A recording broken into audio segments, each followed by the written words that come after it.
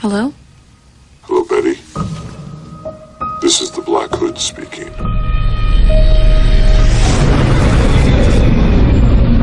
Hey, what's up, guys? It's your boy Benny. Donald Trump had the best fundraising day ever yesterday, and there are probably millions new Trump voters and America First supporters all around the country right here today. It's been one of the best days for MAGA. I know.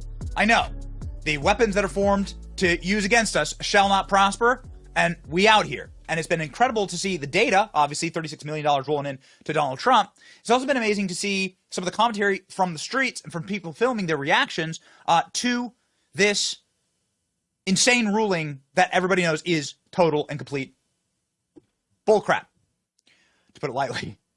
So, ladies and gentlemen, a little tour through some of the more interesting reactions on the internet. Let's go. We have politicians that go into office worth about $2, and now they're millionaires. Yet he's the one being funny with money? Huh. Okay. You charge him for allegedly paying people to hush when you have others who literally have unexplained bodies dropping around them. Huh. Okay. The world is waking up. Yes, indeed. Philip Anderson says, I just maxed out my credit card tonight donating to Trump's campaign. Not going to give you any personal financial advice on this channel. That's up to you, man. Because I want every effing headline to read tomorrow that the Trump campaign raised $100 million just hours after the BS Trump verdict. They may. Donald Trump has a fundraiser with Elon Musk actually quite soon. So let's go ahead and lock that in, Elon. Dictator Joe Biden and his communist election meddlers. Let's listen. So I just made a big donation to Donald Trump's campaign. I completely maxed out my credit card. And when I get paid tomorrow, guess what? I'm matching that donation again. Because I'm tired of this bullshit.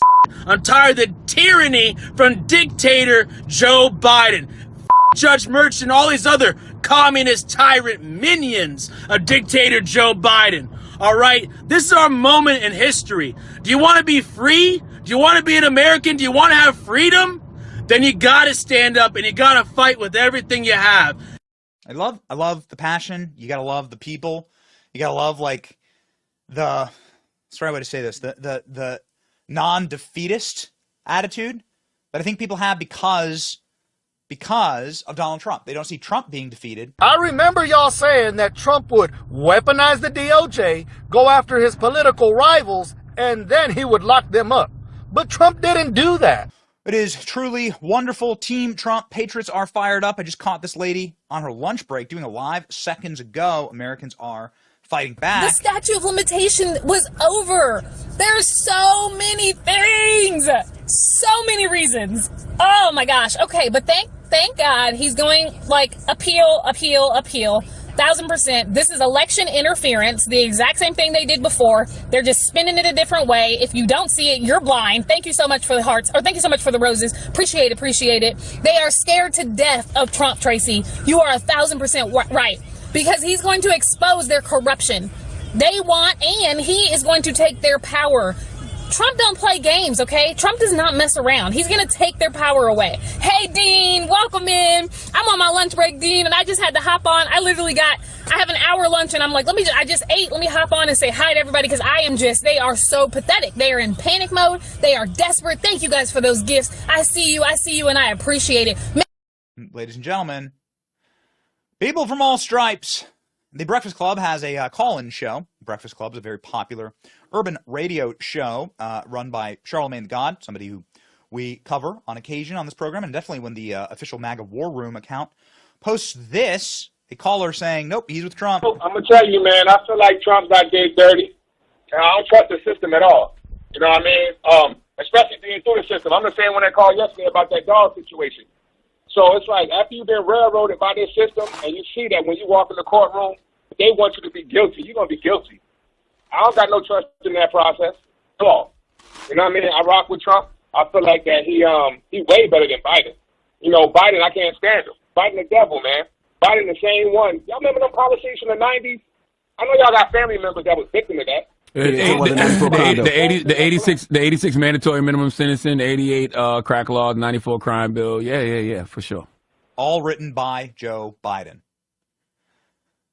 People are waking up, man. This individual just became an American. It's been 3 years since I became an American. This year will be the very first year of my entire life that I have the opportunity to vote for president. And this year I will be voted for a convicted felon. I'm currently in Florida right now with my son who graduated high school last week. And I turned on the radio to hear that America is a little dimmer than I found it 20 years ago. Huh. I am 40 years old. This June will be 3 years since I became American. This year will be the very first year in my entire life that I will have the opportunity to vote for a president. And this year, I will be voting for a convicted felon. Come on, baby. There's positivity. There's energy. There's joy. The more you indict, the more we unite. Donald Trump found guilty on all 34 charges. And you liberals and Democrats are having a baby. Boy, y'all shouting for joy. We got him. We got him. We finally got him. Are you serious? He can still run for president. So don't jump for joy. Don't celebrate too quick. Just like the mugshot. The more you indict, the more we unite. You get what I'm trying to tell you? And let me talk to my family out here. All my Trump supporters. I need y'all to be cool. Don't go out there acting crazy. Don't get out in the streets protesting, causing a riot. That's what they want you to do.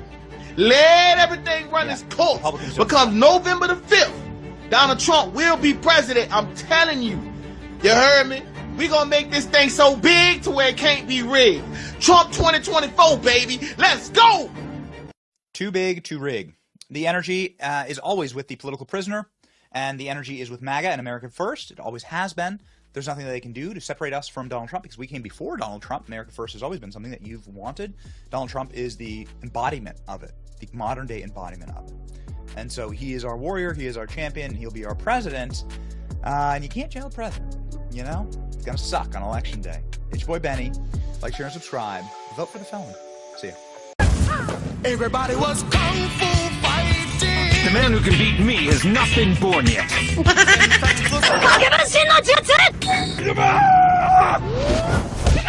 You have slain an enemy.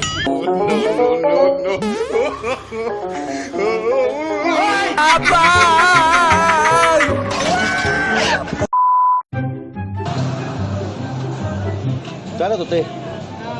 Kano to? Ginagawa mo?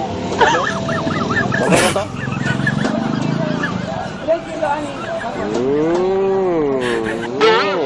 Gago ka ba?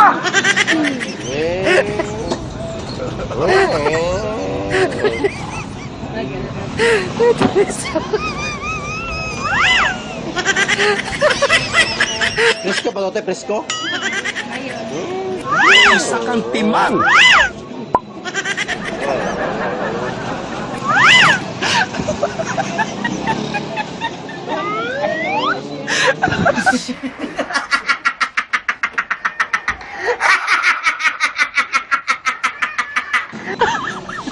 Pag dito, tino, pag buhay pa tino, ganito, tino.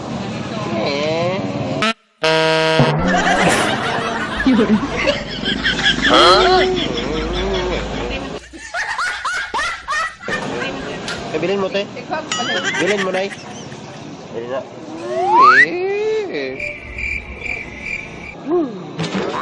Dapat dali sa mental hospital. Ulir. 40.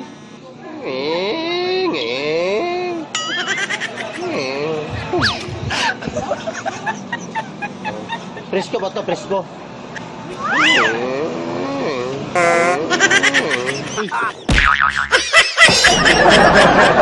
Balik lang ako, nay.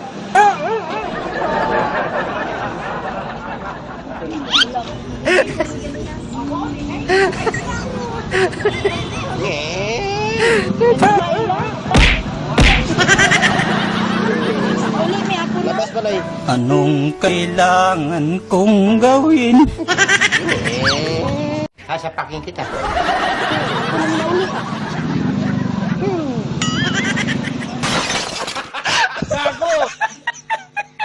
Pasok ko, nay. mo, dili.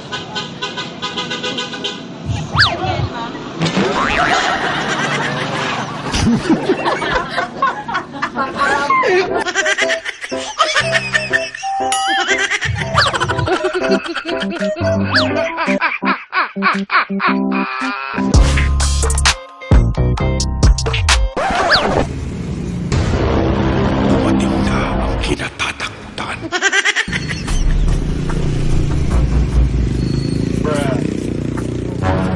Do it! Everybody was Kung Fu fighting. The man who can beat me has not been born yet. In fact, it was a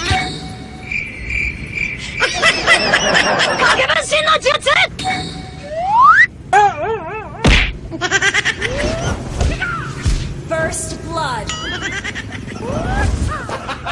Gago!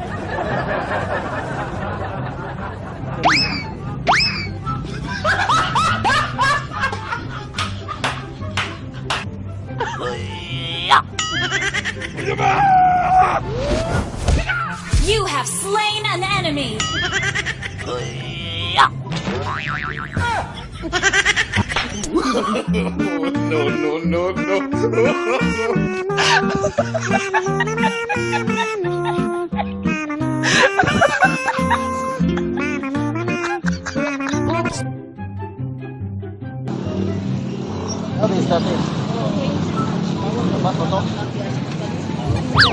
Ginagawa? Presko ba to? Presko?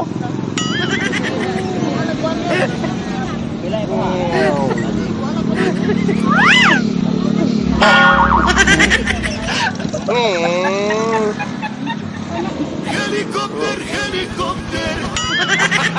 Gago! Presko?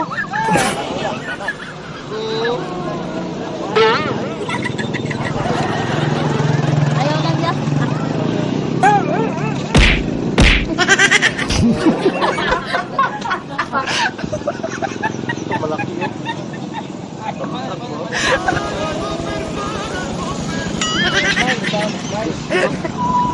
Joseph, dito na ulit.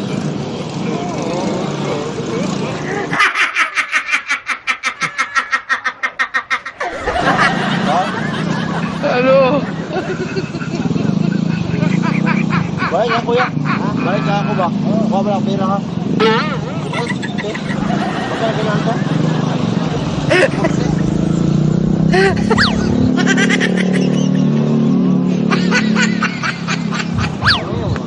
Balik ka ka.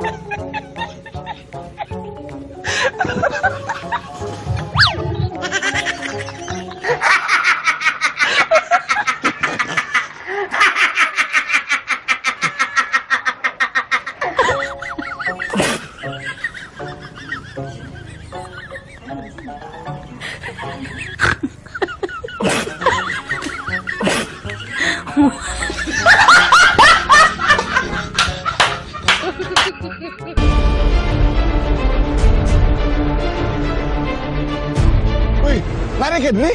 Oh, men, kita dito pa.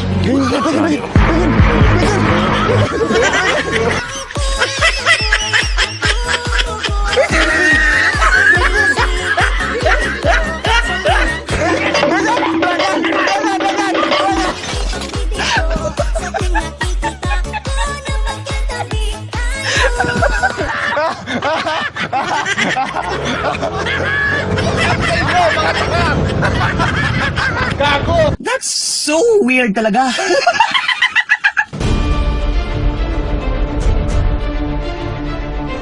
Uy, lari ka dali? Ano man? Ay, lang kita dito. Ganyan. Lagan. Lagan.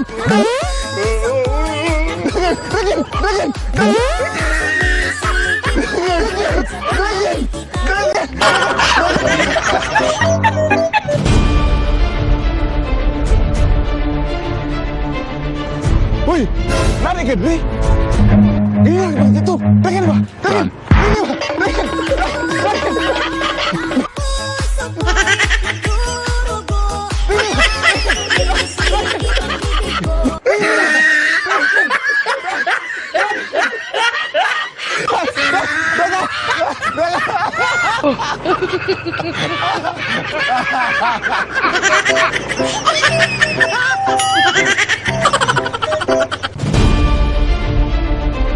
Hoy, hoy, hoy, nada kan ni?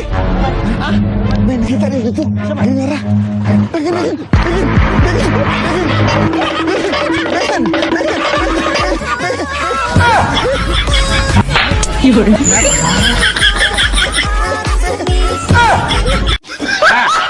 Barang tu sikit lagi. Obo ka tak eh. Pasal gang obem nak dito menak.